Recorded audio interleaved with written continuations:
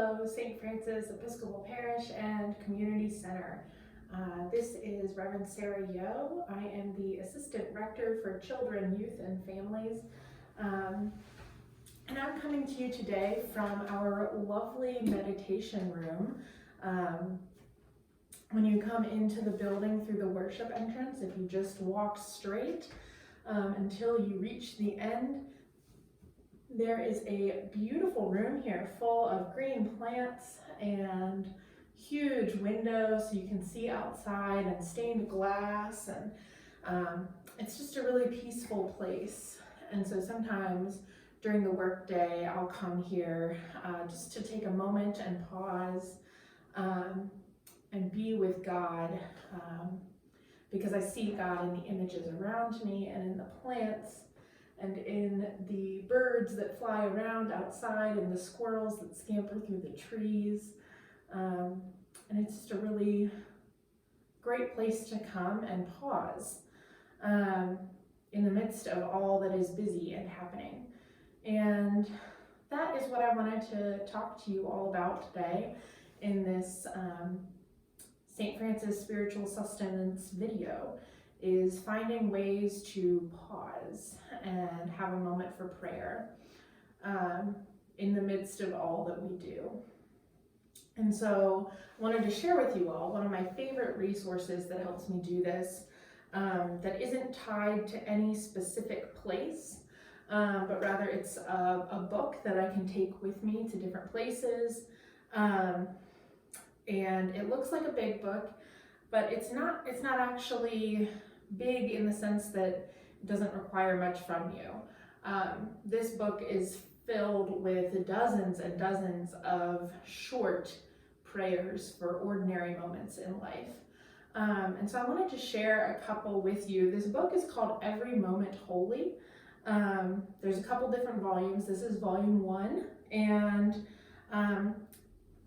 it was put together by someone named Douglas McKelvey, and this book is just has liturgies for all kinds of events in life, big events and little events and mundane events. So I'm going to read through the table of contents, not all of them, but some of my favorite ones, and some that I think are interesting or might be surprising to you. And then I'm going to share short excerpts from one or two of these prayers, and tell you a little bit about how we're going to use this at St. Francis, and how you might use it in your daily life. So some of the prayers that exist in this book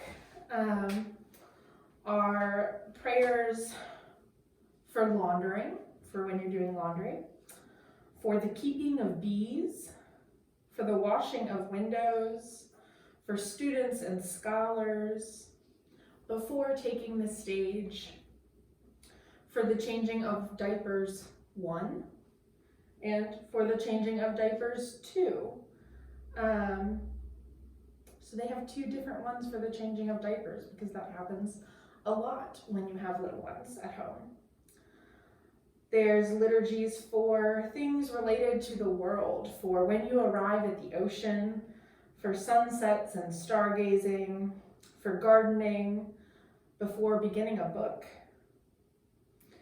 There's blessings and celebrations for those gathered on the eve of a wedding, to mark the first hearth fire of the season, for the morning of a yard sale, and for very, very ordinary moments, for the ritual of morning coffee, for those flooded by too much information, which is really all of us in this day and age, every single day, for those feeling the impulse to buy, for the paying of bills, for those who cannot sleep, and other prayers that meet us in our sorrow and lament, for those fearing failure, for those who have done harm, for the anniversary of a loss. And then they have table blessings, blessings for the meals we eat, and they have one for each day of the week, so you can rotate through and have different ones, which I think is beautiful and helpful to kind of keep our prayer lives vibrant. I love the repetition of prayers, and I've talked to you all in a previous SSS about the power of repetition, and it's that I think that should be balanced with a healthy dose of mixing it up and having new content in your prayer life.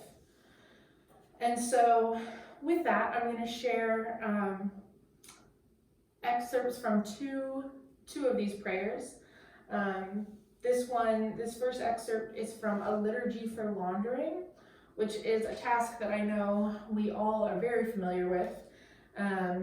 Maybe you find peace in laundry, maybe you are constantly annoyed by it, maybe you're somewhere in the middle, and sometimes it is a comforting task and other times it is the bane of your existence.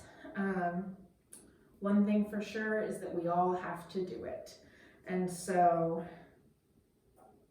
we can enter into that intentionally and with some prayer and with the knowledge of God.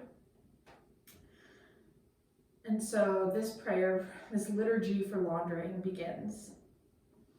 May I recall in this needful parable of soil and rags, of soap and water and cleansing, the work which you have done for your people, O Christ, and the work which you are now doing in me. Even as the waters are agitated and churned, stir by your Holy Spirit my heart and memory and conscience. It goes on a little bit longer, but not too much longer. Again, these prayers are meant to be accessible for the daily moments of life and not a disruption, but just a small addition to make intentional the things that we're already doing. And another one that I want to share with you all. This is perhaps a less ordinary moment in that you probably don't do this as often as you do laundry. I would be pretty surprised if you did. But is a moment in our lives that is special and that deserves commemoration.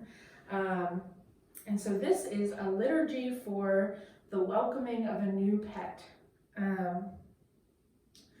And I think it's really wonderful that someone has thought to create a short prayer, just a couple minutes, a liturgy for that moment when a new animal is coming into our homes. So I'm going to share with you a small portion of this liturgy for welcoming a pet. And so it is with glad hearts that we welcome into our home and lives this animal which you have created.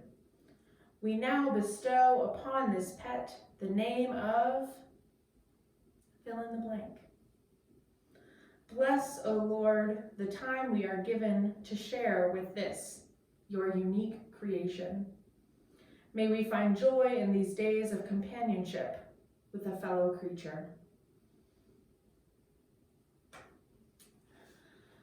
So this book, Every Moment Holy, I find it just really peaceful and comforting, and I hope that you might also find it that way. You're welcome to come and ask me to borrow my copy or to flip through it and check it out before deciding if you wanted to buy a copy.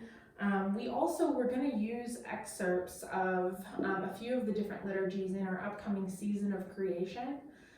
So the liturgical season of creation it begins in September. It's 5 Sundays long, so it's all of the 4th Sundays in September, and then it concludes on the 1st Sunday in October, which is the Feast of St. Francis, our namesake here. And so we're going to use excerpts of these in our liturgies on Sunday mornings together. So I'm really excited to share different ones with you all. And I hope that you will find them as fun and comforting and just invigorating as I do. With that, I hope you have a blessed day, and I can't wait to see you again soon. Take care.